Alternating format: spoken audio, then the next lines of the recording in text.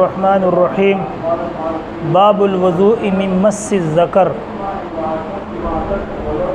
یہ دو باب یک بعد دیگرے ہیں، یعنی ایک دوسرے کے مقابل ہیں۔ اس باب میں شرمگاہ کو چھونے سے وضو ٹوٹنے کا بیان ہے، اور اگلے باب کے اندر ہے باب ترک الوضوء من مس الذکر، کہ شرمگاہ کو چھونے سے وضو نہیں ٹوٹتا۔ اب ان دونوں بابوں کا خلاصہ سن لیں کہ یہ اختلاف کی وجہ کیا بنی، اختلاف کی وجہ کیا بنی، اور فقہا کے مذاہب کیوں آئے۔ اختلاف بنا تو فقہا کا اختلاف پیدا ہوا۔ اب اس میں ایک بات یاد رکھیں کہ اصل جو مسئلہ ہے، جو اصل اختلاف ہے، وہ مس ذکر میں نہیں ہے۔ اصل اختلاف جو ہے وہ ہے مس مرأہ میں، کہ عورت باوضو ہو، عورت باوضو ہو اور وہ مرد کی شرمگاہ کو چھو لے، اور مرد باوضو ہو وہ عورت کی شرمگاہ کو چھو لے، اس سے وضو ٹوٹتا ہے یا نہیں ٹوٹتا، اصل اختلاف اس میں ہے۔ لیکن یہ جو مسئلہ مس ذکر کا آیا ہے، یہ ایک غلط فہمی کی بنیاد پہ آیا ہے، اور یہ ملحد بھی ہے، یہ اصل مسئلہ نہیں ہے۔ لیکن آپ کی سیاہ ستہ اور آپ کی ساری کتابوں میں باب کیا ہوتا ہے؟ مس ذکر کا، حالانکہ مسئلہ مس ذکر کا نہیں ہے۔ مسئلہ کیا ہے؟ مس مرأہ کا ہے، عورت کو چھونا، اور عورت کا چھونا بھی مطلقاً نہیں ہے۔ مطلب یہ ہے کہ عورت باوضو ہے اور وہ مرد کی شرمگاہ کو چھو لے، اور عورت باوضو ہے وہ مرد کی، یعنی عورت باوضو ہے مرد کی شرمگاہ کو چھو لے، اور مرد باوضو ہے وہ عورت کی شرمگاہ کو چھو لے۔ ایک دوسرا یہ اختلاف ہے کہ عورت اپنی شرمگاہ کو بغیر آڑ کے چھوئے، ہاتھ لگائے، بغیر کسی کپڑے کے اپنی شرمگاہ جو اس کی اگلا راستہ ہے عورت کا، اس کو ہاتھ لگا لے، تو اس سے اس کا وضو ٹوٹتا ہے یا نہیں ٹوٹتا، اس میں اختلاف ہے۔ اور وضو سے مراد کیا ہے؟ وضو شرعی ہے یا وضو لغوی ہے؟ اب بات سمجھ میں آ گئی؟ تو اصل مسئلہ یہ سمجھے کہ اصل بات یہ تھی، اصل مسئلہ وہ تھا، لیکن وہ اختلاف چونکہ وہ اصل تھا، اس لیے مس ذکر کو بھی اس کے ساتھ کیا کر دیا؟ ملا دیا گیا، اور بات پہ اختلاف کیا آ گیا؟ مس ذکر کا۔ حالانکہ مس ذکر کا مسئلہ نہیں ہے، مسئلہ جو ہے وہ مس مرأہ کا ہے، کہ عورت کو باوضو عورت ہو، مرد باوضو ہے، اور دونوں ایک دوسرے کی شرمگاہ کو چھو لیں، تو اس میں اختلاف ہے۔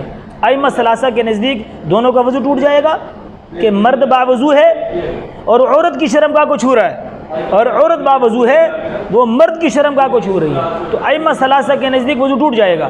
اور احناف امام صاحب کے نزدیک وضو اس وقت ٹوٹے گا جب دونوں کے خارج من السبیلین، یعنی چھونے کے بعد دونوں کی شرمگاہوں سے کوئی پانی، پیشاب، مزی، مدی وغیرہ کچھ نکل آئے۔ اگر کچھ نہیں نکلا، گدگدی نہیں ہوئی، اور اس کے عضو تناسل میں کوئی انتشار نہیں پیدا ہوا، تو احناف کے نزدیک اس وقت تک وضو نہیں ٹوٹے گا۔ وضو ٹوٹے گا کہ جو چیز کچھ نکل آئے۔ بات سمجھ میں آ رہی ہے کہ نہیں آ رہی؟ اور ائمہ ثلاثہ کہتے ہیں کہ نہیں بھئی مس مرأہ مطلقاً ناقض وضو ہے۔ یہ اختلاف تھا، لیکن انہوں نے کیا کر دیا؟ یہ جو مس ذکر تھا اس کو ملا دیا ساتھ میں، حالانکہ مس ذکر میں صرف امام شافعی رحمۃ اللہ علیہ کا قول ہے۔ بات سمجھ میں آئی کہ نہیں؟ کہ امام شافعی رحمۃ اللہ علیہ کے نزدیک مطلقاً مس ذکر سے وضو ٹوٹ جاتا ہے۔ اسحاق بن راہوے اور امام شافعی رحمۃ اللہ علیہ کے نزدیک مطلقاً مس ذکر سے، یعنی مرد اپنے عضو تناسل کو، اپنی شرمگاہ کو چھوئے، چاہے آڑ کے ساتھ چھوئے چاہے بغیر آڑ کے، یعنی چاہے کپڑے کے اوپر چھو لے یا کپڑے کے بغیر چھوئے، چاہے وہ باطن کف سے چھوئے چاہے ظاہر کف سے چھوئے، چاہے شہوت کے ساتھ چھوئے چاہے بغیر شہوت کے ساتھ چھوئے، چاہے اس میں سے کچھ نکلے چاہے اس میں سے کچھ نہ نکلے۔ لہٰذا امام شافعی اور احمد ابن امام اسحاق ابن راہوے رحمۃ اللہ علیہ کے نزدیک کیا ہے؟ وضو ٹوٹ جائے گا۔ بات سمجھ میں آئی؟ اور مس ذکر میں جو دو امام ہیں، امام احمد بن حنبل اور امام مالک، مذبذب ہیں، بلکہ امام احمد بن حنبل رحمۃ اللہ علیہ تو اتنے مذبذب ہیں کہ تاریخ کی کتابوں میں ایک واقعہ ملتا ہے کہ ایک مرتبہ امام احمد بن حنبل اور علی بن مدینی اور یحییٰ بن سعید القطان رحمۃ اللہ، یہ تینیں مسجد خیف، یہ منی میں ہے، مسجد خیف میں بیٹھے ہوئے تھے، تو علی بن مدینی اور یحییٰ بن معین رحمۃ اللہ علیہ کے درمیان اختلاف چھڑ گیا تو علی بن مدینی رحمۃ اللہ علیہ نے کہا کہ بھئی مس ذکر سے وضو ٹوٹ جاتا ہے، اور یحییٰ بن معین رحمۃ اللہ نے کہا کہ مس ذکر سے وضو نہیں ٹوٹتا۔ اب دونوں نے اپنی حدیثیں پیش کی اور دونوں نے ایک دوسرے کی حدیثوں پہ اعتراضات کیے اور فیصلے کے لیے آ گئے امام احمد بن حنبل رحمۃ اللہ علیہ کے پاس۔ تو امام احمد بن حنبل نے کہا تم دونوں ٹھیک کہہ رہے ہو۔ تو معلوم ہوا کہ امام احمد بن حنبل رحمۃ اللہ علیہ کا جو مسئلہ ہے وہ مس ذکر کے بارے میں، یعنی مرد اپنی شرمگاہ کو چھو لے وہ مذبذب ہیں، ہاں، اور مس مرا جو اصل ہے عورت کو چھونے سے، یعنی عورت مرد کا اور یا مرد عورت کی شرمگاہ چھو لے، اس میں تو تینوں امام کہتے ہیں وضو ٹوٹ جائے گا، لیکن مس ذکر کے بارے میں امام احمد بن حنبل کا یہ حال ہے، تو انہوں نے کہا تم دونوں ٹھیک کہہ رہے ہو۔ اس لیے امام احمد بن حنبل کی کتابوں میں 3 اقوال ملتے ہیں، مطلقاً وضو ٹوٹ جاتا ہے، مطلقاً وضو نہیں ٹوٹتا، نمبر 3 آڑ کے ساتھ بغیر آڑ کے چھوئے گا تو ٹوٹ جائے گا، کسی کپڑے کی آڑ میں چھوئے گا تو نہیں ٹوٹے گا۔ لیکن آج کل حنابلہ جتنے بھی ہیں وہ مطلقاً وضو ٹوٹنے کے قائل ہیں، وہ فتویٰ اس پہ دیتے ہیں، اور امام مالک رحمۃ اللہ علیہ بھی مس ذکر کے بارے میں مذبذب ہیں، لیکن موالک کے نزدیک فتویٰ جو ہے وضو نہ ٹوٹنے پہ ہے کہ وضو نہیں ٹوٹتا۔ تو اب معلوم ہوا کہ 2 امام ایک طرف ہیں، 2 امام یعنی امام شافعی امام احمد بن حنبل کے نزدیک مس ذکر سے مرد اپنی شرمگاہ کو چھو لے تو وضو ٹوٹ جاتا ہے، اور امام ابو حنیفہ اور امام مالک رحمۃ اللہ علیہ کے نزدیک اگر مرد اپنی شرمگاہ کو چھوئے اور کچھ نہ نکلے، یعنی اس کی شرمگاہ سے کچھ پانی وغیرہ نہ نکلے تو وضو نہیں ٹوٹتا۔ اب بات سمجھ میں آ گئی؟ یہ تھا اختلاف۔ اب اختلاف کے بعد وجہ سنو کہ اس کی وجہ کیا بنی۔ وجہ یہ بنی کہ اس میں 2 روایتیں ہیں، ایک حضرت بصرہ کی ہے رضی اللہ تعالیٰ عنہ کی، ایک ام حبیبہ کی ہے، اور اس باب کے اندر ٹوٹل 11 روایتیں ہیں، اس باب کے اندر ٹوٹل 11 روایتیں ہیں، اور 11 کی 11 روایتوں میں سے ہر روایت کے اندر کچھ نہ کچھ کلام ضرور ہے۔ امام طحاوی رحمۃ اللہ علیہ نے شرح معانی الاثار کے اندر انشاءاللہ آپ پڑھو گے پوری 11 روایتیں نقل کی ہیں، اور ہر روایت کے جو ضعف ہے اس کو بھی واضح کیا ہے کہ اس روایت میں یہ ضعف ہے۔ اور یہ اختلاف کی وجہ کیا بنی کہ سارے صحابہ میں سے صرف حضرت عمر اور عبداللہ ابن مسعود رضی اللہ عنہ اس کے قائل تھے کہ وضو ٹوٹ جائے گا، باقی جمہور صحابہ اس کے قائل نہیں تھے۔ حضرت عمر اور عبداللہ ابن مسعود رضی اللہ عنہ کے علاوہ باقی صحابہ اس کے قائل نہیں تھے۔ اور آپ لوگ یہ بھی بات یاد رکھیں کہ احناف نے اپنے مسلک کی بنیاد حضرت عمر اور حضرت عبداللہ ابن مسعود رضی اللہ عنہ کی روایت پہ رکھی ہے، اور امام شافعی اور امام احمد بن حنبل رحمۃ اللہ علیہ نے اپنے مسلک کی بنیاد عبداللہ بن عباس اور عبداللہ بن عمر رضی اللہ عنہ میں بنیاد پر رکھی ہے۔ لیکن یہاں پر آگے معاملہ الٹ ہو گیا ہے، کہ امام احمد بن حنبل اور امام شافعی رحمۃ اللہ علیہ نے مسئلے کی بنیاد کس پہ رکھ لی؟ حضرت عمر اور عبداللہ ابن مسعود کی روایت پہ رکھ لی، چونکہ وہ اس کے قائل تھے، اور احناف نے الٹ کر دیا کہ انہوں نے اپنے مسئلے کی بنیاد حضرت عمر اور عبداللہ ابن مسعود اور حضرت علی رضی اللہ عنہ ان کی روایت پہ رکھی ہے، لیکن یہاں پر انہوں نے الٹ کر دیا کہ ان کو چھوڑ کے باقی صحابہ کی روایت کو لے لیا۔ لیکن امام طحاوی رحمۃ اللہ علیہ نے لکھا ہے کہ صحابہ میں سوائے عبداللہ ابن عمر کے کوئی بھی مس ذکر سے وضو کرنے کا قائل نہیں تھا، انہوں نے یہ لکھا ہے۔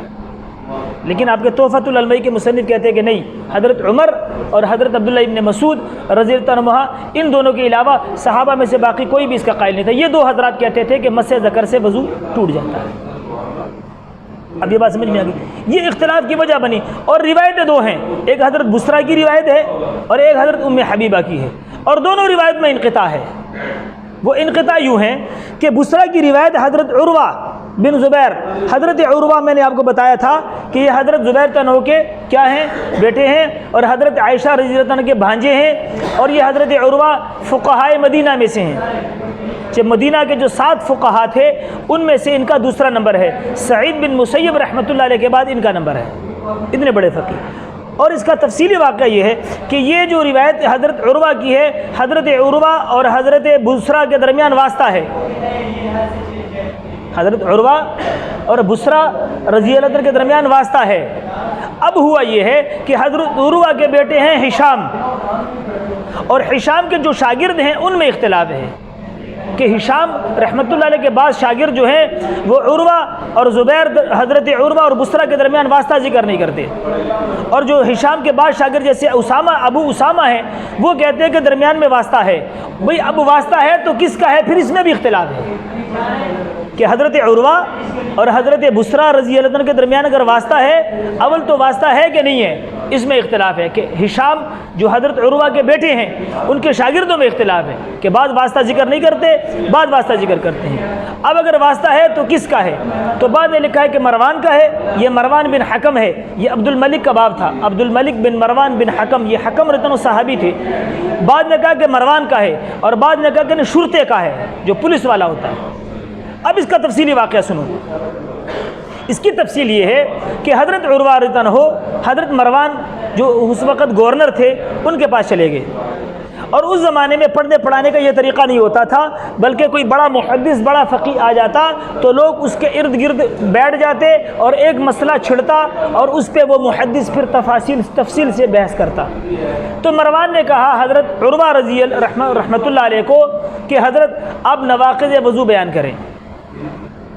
تو حضرت عروہ رحمۃ اللہ علیہ جو تھے انہوں نے نواقض وضو بیان کرنے شروع کیے، اور جب سارے بیان ہو گئے تو مروان نے کہا حضرت آپ نے ایک نواقض وضو چھوڑ دیا، آپ نے ایک نواقض وضو چھوڑ دیا۔ تو حضرت عروہ نے کہا وہ کون سا؟ تو انہوں نے کہا کہ بھئی وہ ہے مس ذکر کا، کہ مرد اگر اپنی شرمگاہ کو چھو لے تو اس سے مرد کا وضو ٹوٹ جاتا ہے۔ تو حضرت عروہ نے کہا کہ ما سمعنا بہذا، ہم نے یہ بات آج تک نہیں سنی۔ یہ بات کون کر رہا ہے؟ حضرت عروہ جو فقہائے مدینہ میں ہیں اور سعید بن مسیب کے رحمۃ اللہ علیہ کے بعد جن کا نمبر ہے، وہ کیا کہہ رہا ہے کہ یہ بات ہم نے آج تک نہیں سنی۔ لیکن مروان نے کہا کہ بھئی یہ بات آپ نے نہیں سنی، لیکن مجھ سے میری ساس، یہ جو بصرہ رضی اللہ تعالیٰ عنہ تھی یہ مروان کی ساس تھی، یعنی حضرت بصرہ رضی اللہ تعالیٰ عنہ کی جو بیٹی تھی وہ مروان کے نکاح میں تھی۔ مروان نے کہا کہ مجھ سے میری ساس نے یہ حدیث بیان کی ہے، اور وہ حضور علیہ الصلوۃ والسلام سے حدیث نقل کرتی ہیں کہ مس ذکر سے وضو ٹوٹ جاتا ہے۔ حضرت عروہ نے پھر بھی ان کی بات کی تصدیق نہیں کی، لیکن مروان چونکہ فاسق آدمی تھا، مروان جو تھا فاسق آدمی تھا، اس کو خود بھی پتا تھا میں فاسق ہوں، اس نے کہا کہ عروہ میری بات پہ اعتماد نہیں کر رہے، لہٰذا مروان نے شرطے کو کہا جاؤ میری ساس سے اور اس سے کہو کہ آپ نے یہ حدیث مروان سے نقل کی ہے۔ تو شرطہ گیا، کچھ وقت کے بعد آیا، شرطے نے کہا کہ جی بصرہ کہہ رہی ہے کہ ہاں جی میں نے آپ سے یہ حدیث بیان کی ہے۔ اب یہ تفصیلی واقعہ ہے کہ درمیان میں یا تو شرطے کا واسطہ ہے، اور اگر شرطے کا نہیں ہے تو مروان کا واسطہ ضرور ہے۔ براہ راست یہ حدیث حضرت عروہ نے بصرہ سے نہیں سنی، بات سمجھ میں آ رہی ہے؟ لیکن حضرت امام ابو زرعہ رحمۃ اللہ علیہ جو ہیں وہ اس بات پہ مصر ہیں کہ نہیں، درمیان میں واسطہ نہیں ہے مروان کا نہ شرطے کا، بلکہ عروہ نے رحمۃ اللہ علیہ نے یہ حدیث براہ راست کس سے سنی ہے؟ بصرہ سے سنی ہے، اور وہ باب کے اندر سب سے صحیح روایت یہ قرار دیتے ہیں۔ اور امام بخاری رحمۃ اللہ علیہ کہتے ہیں کہ نہیں، اس میں صحیح روایت جو ہے وہ ام حبیبہ کی ہے، لیکن اس میں ایک واسطہ ہے مکحول کا، اور مکحول روایت کر رہے ہیں عنبسہ سے، اور عنبسہ روایت کر رہے ہیں حضرت ام حبیبہ سے، لیکن وہاں پر یہ ہم کہتے ہیں کہ بھئی مکحول کا عنبسہ سے لقاء اور سمانی ہے، وہ حدیث بھی منقطع ہے۔ یہ دوسری روایت ہے، یعنی باب کی دو صحیح روایتیں ہیں۔ ان ائمہ ثلاثہ کے نزدیک 11 روایتیں ہیں، 11 روایتوں میں ہر ایک میں کلام ہے، اور 2 روایتوں کو صحیح امام بخاری، ایک کو امام بخاری رحمۃ اللہ علیہ صحیح کہہ رہے ہیں، ایک کو امام ابو زرعہ جو بہت بڑے امام ہیں، میں نے آپ کو بتایا تھا کہ امام احمد بن حنبل رحمۃ اللہ علیہ کے ان کے بارے میں کہنا ہے کہ صحیح روایات کی مقدار 10 لاکھ کے قریب ہے، جن میں سے 7 لاکھ ان کو زبانیات ہیں۔ امام ابو زرعہ جن کا نام عبید اللہ ہے، بہت بڑے محدث ہیں، ایک کہہ رہے ہیں کہ ام حبیبہ کی روایت ٹھیک ہے، امام بخاری کہہ رہے ہیں، یعنی امام بخاری اور امام ابو زرعہ دونوں بہت اعلیٰ یعنی امام ہیں، حدیث کے امام ہیں، اور دونوں کہہ رہے ہیں کہ ایک کہہ رہے ہیں کہ بصرہ کی روایت ٹھیک ہے، اصح ما فی الباب ہے، اور دوسرے کہہ رہے ہیں کہ نہیں، اصح ما فی الباب کس کی روایت ہے؟ ام حبیبہ کی۔ حالانکہ دونوں روایتوں کا حال یہ ہے کہ جو ہم آپ کو عرض کر رہے ہیں کہ حضرت بصرہ کی روایت کا حال یہ ہے کہ بھی درمیان میں انقطاع ہے، حضرت عروہ اور بصرہ کے درمیان یا تو شرطے کا بھی واسطہ ہے اور مروان کا بھی ہے، اور اگر شرطے کا نہیں مروان کا تو ہے، جیسے ہم نے تفصیل بتا دی، اور شرطہ بھی مجہول ہے اور مروان فاسق آدمی ہے، تو یہ اس حدیث کا انقطاع ہے۔ اور ام حبیبہ رضی اللہ عنہ کی حدیث میں مکحول روایت عنبسہ سے کر رہے ہیں، اور عنبسہ کا یعنی مکحول کا عنبسہ سے لقاء اور سما نہیں ہے۔ تو دونوں روایتوں کا حال یہ ہے، اور یہ کہہ رہے ہیں کہ دونوں روایتیں ٹھیک ہیں، حالانکہ یہ دونوں بڑے حضرات ہیں۔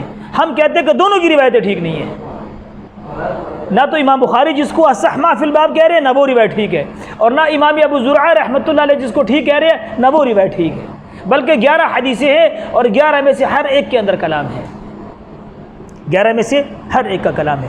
اور اختلاف کی اب دلیل سنو کہ اصل اختلاف ہوا ہے مس مرا میں، او لامستم النساء، اصل اختلاف ہے او لامستم النساء کے اندر، کہ اب یہاں پر دو چیزیں ہیں، او جاء احدکم من الغائط او لامستم النساء، تو دو چیزیں ہیں، اب نواقض وضو اور نواقض غسل۔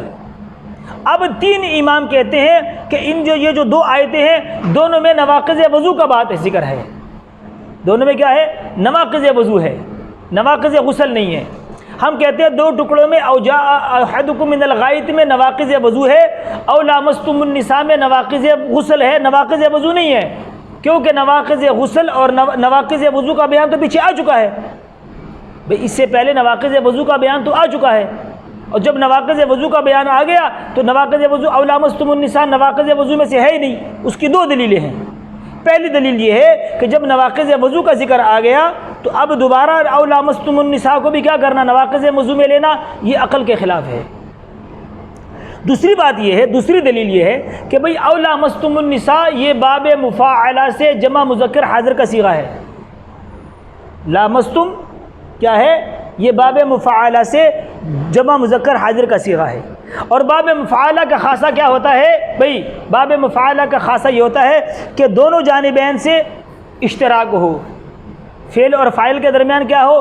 اشتراک ہو، باب مفاعلہ۔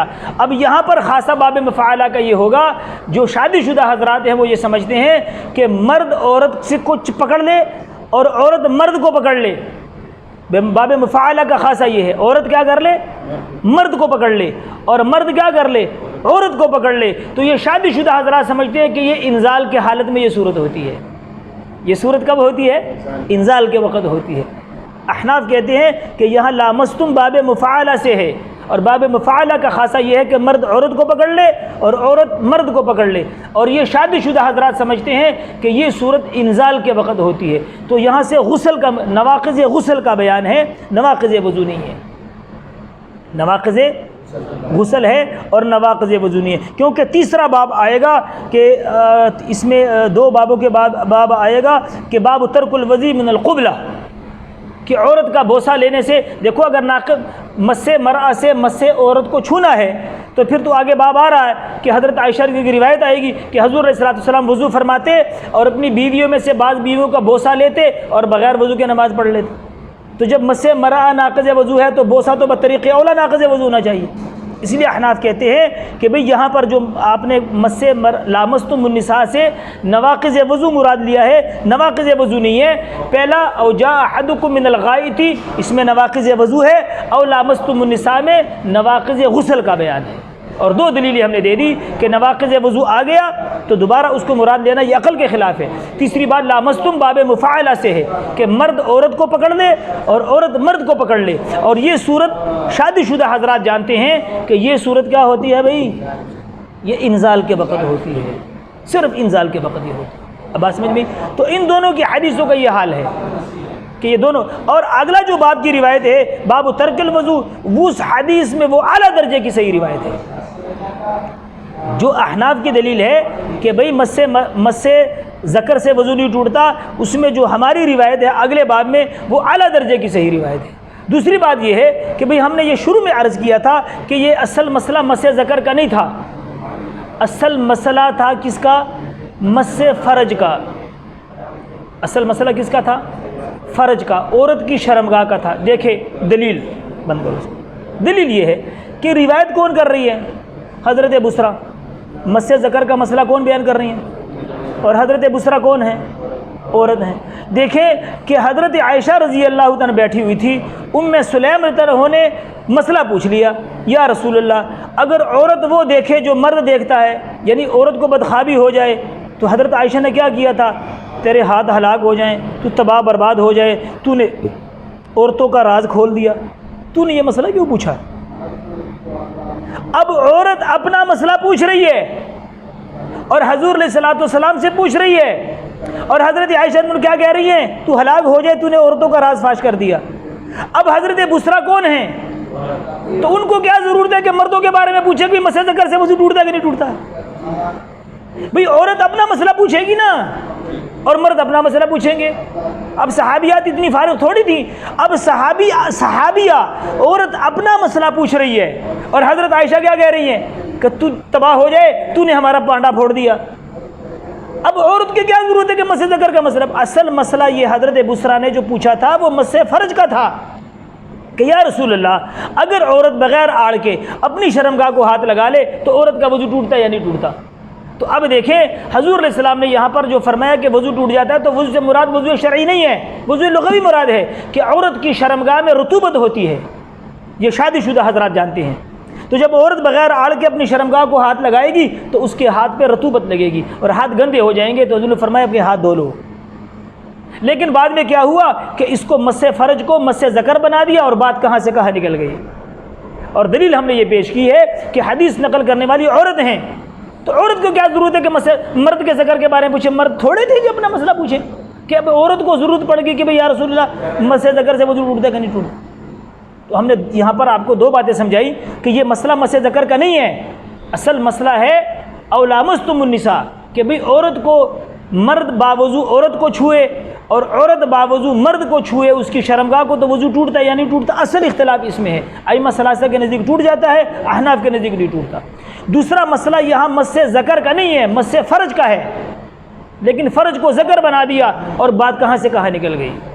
بات سمجھ میں آئی کہ نہیں؟ تو اب یہ خلاصہ کلام آ گیا، امام شافعی، امام احمد بن حنبل رحمۃ اللہ علیہ کے نزدیک مسح ذکر سے وضو ٹوٹ جاتا ہے، امام ابو حنیفہ اور امام مالک رحمۃ اللہ علیہ کے نزدیک مسح ذکر سے وضو اس وقت ٹوٹے گا کہ جب آدمی اپنے ذکر کو چھوئے اور ذکر سے کچھ نکل آئے، جب تک کچھ نہ نکلے اور دل میں کدکدی بھی نہ ہو اور عضو تناسل میں انتشار بھی نہ آئے تو وضو نہیں ٹوٹتا۔ اور دلائل قرآن سے بھی ہم نے دے دیے، اور ہماری بات کی روایت آ رہی ہے جو صحیح روایت ہے، صحیح محفل باب جو روایت ہے، یعنی باب ترک الوضوء من مس ذکر میں، اس میں بہترین روایت ملازم کی ہے، وہ حضرت عبداللہ ابن عمر سے، وہ عبداللہ بن بدر سے، وہ قیس بن طلق سے، وہ طلق بن علی سے، یعنی اپنے والد سے، اور وہ حضور علیہ الصلوۃ والسلام سے، اور ان سے وہ کہتے ہیں کہ حضور علیہ الصلوۃ والسلام سے پوچھا گیا حل ہوا نبی صلی اللہ علیہ وسلم حل ہوا امزۃ منہ او بضعۃ منہ، کہ یا رسول اللہ نماز کی صورت میں یا نماز کے بعد اگر آدمی اپنے شرمگاہ کو چھو لے تو اس سے وضو ٹوٹ جاتا ہے؟ تو حضور نے فرمایا بھئی یہ تمہارے جسم کا ایک ٹکڑا ہے، یہ تمہارے جسم کا ایک حصہ ہے، جیسے باقی حصوں کو باقی اعضاء کو چھونے سے وضو نہیں ٹوٹتا تو اس کو بھی چھونے سے وضو نہیں ٹوٹتا۔ اور یہ روایت باب کی سب سے صحیح روایت ہے، اور ائمہ ثلاثہ کی جو روایتیں ہیں وہ 11 حدیثیں ہیں، اور ساری روایتیں ضعیف ہیں، اور 2 روایتیں جو محفل باب کی صحیح ہیں، حضرت بصریٰ کی اور حضرت ام حبیبہ کی، ایک کو امام بخاری صحیح کہہ رہے ہیں، ایک کو امام ابو زرعہ رحمۃ اللہ علیہ ٹھیک کہہ رہے ہیں، حالانکہ ہم نے کہا کہ امام بخاری کی روایت بھی ٹھیک نہیں اور امام ابو زرعہ کی بھی ٹھیک نہیں، کہ دونوں روایتوں میں انقطاع ہے۔